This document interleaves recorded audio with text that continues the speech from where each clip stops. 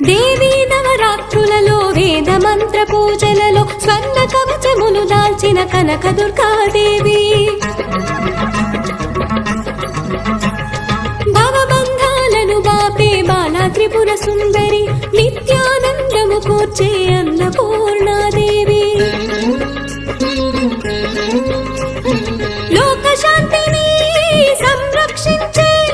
సుమంత్రమూర్తి Gayatri